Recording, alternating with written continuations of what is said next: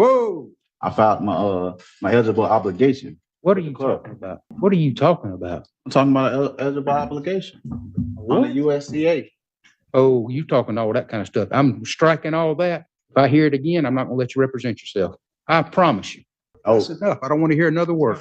Okay, I'd like to also. Another one? I don't want to hear another word. No, put him out. Put your hands on me like that. Hush. Get him out of the courtroom. I don't want to hear another word. All right, guys, today we've got a sovereign citizen facing a staggering 30 years in prison. Yes, 30 years. And instead of hiring a lawyer like any normal person would, this guy decides, you know what? I got this, and represents himself. At this point, we're either witnessing next-level delusion or a man who just doesn't care about going to prison and wants to roll the dice for fun. Spoiler alert, it does not go well for him. The judge completely shuts him down, and honestly, it's some of the most entertaining courtroom chaos you'll ever see. But seriously, why would anyone in their right mind pull the sovereign citizen card when facing decades behind bars? Let me know what you think in the comments, and let's dive in. And let's see. You're not. Have you hired an attorney? No, sir. Do you plan on hiring one? No, sir. Are you going to represent yourself, or do you wish to have a public defender to represent you? No, sir. I'm going to represent myself. All right. You're before the court today for your arraignment. You've been charged by way of an information with possession of a cocaine, possession of a controlled substance, count 1 and 2. Those are both third-degree felonies, punishable to 5 years in the Florida Department of Corrections and a $5,000 fine. You have a count 3, which is fleeing or attempting to elude high-speed reckless. I believe that should be a second-degree felony, punishable to 15 years in the Florida Department of Corrections and a $10,000 fine. Count 4 is drive my license, cancel, suspend, or revoke third or subsequent offense. That's a third-degree felony, punishable to 5 years in the Florida Department of Corrections and a $5,000 fine. And count 5, possession of marijuana less than 20 grams, which is a first-degree misdemeanor, punishable to 1 year in the county jail and a $1,000 fine. So you're looking at a total of about 30 years in the Florida Department of Corrections. How are you even going to look the judge in the eye and say, yes, sir, after being told you're staring down 30 years? I seriously don't get these sovereign citizens sometimes. I can kind of understand playing the sovereign citizen card for something like a speeding ticket, still dumb, but whatever, it doesn't really matter. But this guy? He's facing 30 years. At that point, you just have to drop the act and get your head out of your butt before it's too late. The court does not care about your made-up laws. Legally speaking, sovereign citizen defenses have failed every single time in real courtrooms. I'm guessing he doesn't know that, given that he's looking at 30 years and still pulling this act. There's literally case law rejecting this nonsense again and again, yet here we are, watching a guy about to throw his whole life away for the sake of pride. Do you think he's actually trying to outsmart the judge, or is he just mentally unwell? Because at this point, I honestly can't tell. He's staring at 30 years, let me know what you think. Yes, sir. Mr. Baker, state your name. Lee Baker. And Mr. Baker, you have asked to represent yourself. Is that correct? Yes. How far did you get in school? 9th grade. Okay. And so you can read and write? Yes. Okay. Are you employed? No, sir. All right. How do you make a living? I'm unemployed right now. I was living with someone else. Sir?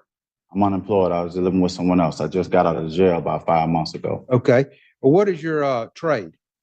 I have my own business. All right. What kind of business? A cleaning business. Okay. And have you ever represented yourself before? Yes. All right. Let's see. Are you under the influence of any drugs or alcohol today, which would affect your ability to make this decision to represent yourself? No. Have you ever been diagnosed with a mental illness that would affect your ability to make this decision? No. All right. You understand that attorneys are trained in the rules of evidence, criminal procedure, and the law, and they're there to assist you in preparing pretrial motions, preparing for pretrial hearings, and to participate in discovery, and also preparing for trial. I comprehend that very well. All right, and sir, you understand that if you're representing yourself, you'll be held to that same standard. I comprehend that. All right, and I cannot assist you in any way. The state attorney would not be able to assist you in any way. Is that correct? I comprehend. All right, you still wish to represent yourself? Yes. All right, Madam Clerk, if you'll print out the information, and Deputy Dexter, it's okay if the clerk hands the information to Mr. Baker? All right, Madam Clerk, if you'll do that. Mr. Baker, when you receive that information, I'm going to ask that you enter a plea at this time. I'd like to file 2 motions on the record as well, sir. I want to do your arraignment first. All right.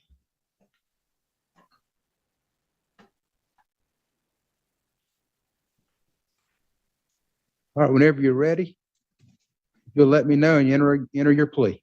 I enter a plea of not guilty. Okay. All right, you're filing motions? Yes, sir. You have copies for the state? Yes, I do. Okay. I got a declaratory judgment, and I want to furnish this bond to the clerk You file it. Go ahead. for my release from the Bay County Jail today. Okay.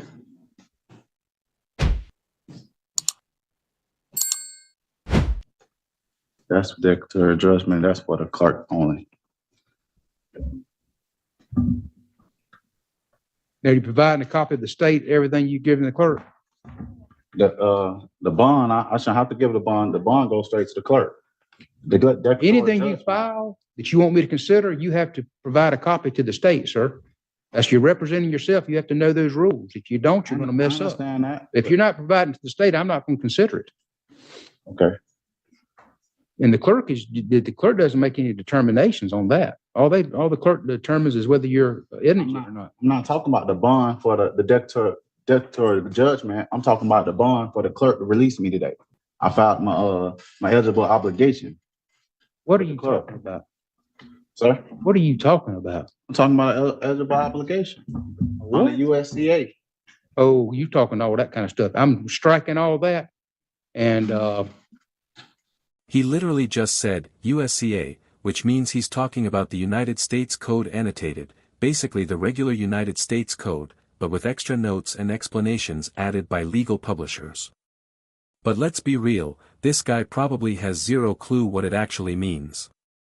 Sovereign citizens like him love to name-drop fancy legal terms like their cheat codes, thinking that if they say the right combination of words, the judge will magically go, "Oh wow, my bad, you're free to go, sir." Spoiler alert, that's not how the law works. And this whole eligible obligation thing. Yeah, that's another made-up theory where they think debts, including criminal charges, can just disappear, like unpaid parking tickets. Judges have ruled over and over that this is complete nonsense, yet here he is acting like he just hacked the legal matrix. Do you guys think he actually believes any of this, or is he just desperately trying to confuse the judge? we'll set this for a pre-trial. We'll set it for don't ask me any questions like that, sir. I'm not answering any questions. If you want to file a motion, file your motion. We'll set it for our December, when's that motion day in December?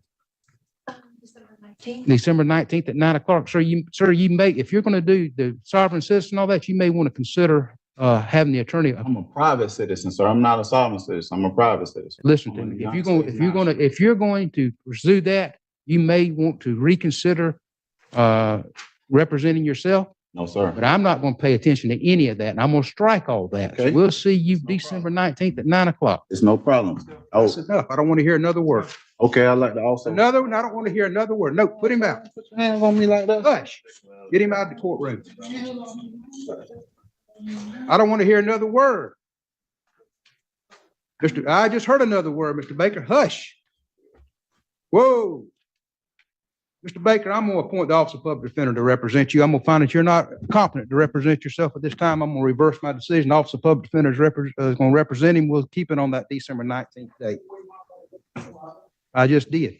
Come on now. I'm not gonna lie. Y'all I close think that the door. judge was actually doing this guy a favor by dragging him out of the courtroom and basically forcing him to get some real legal help. Some people might say the judge was too harsh, but come on, what else was he supposed to do? Sit there and let this guy recite his totally real, definitely not made-up legal theories while the entire courtroom collectively lost brain cells? Nah. The judge basically said, "All right, buddy, since you refuse to act like a normal defendant, let's get you someone who actually understands the law."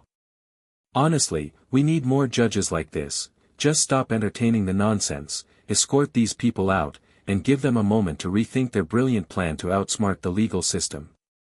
These folks just Google stuff and dig through Reddit conspiracy theories hoping it'll help them escape consequences, but if they actually did 5 more minutes of research, they'd see that no sovereign citizen has ever won in a real court. Do you think the judge handled this the right way, or should he have just let this sovereign legal mastermind keep embarrassing himself?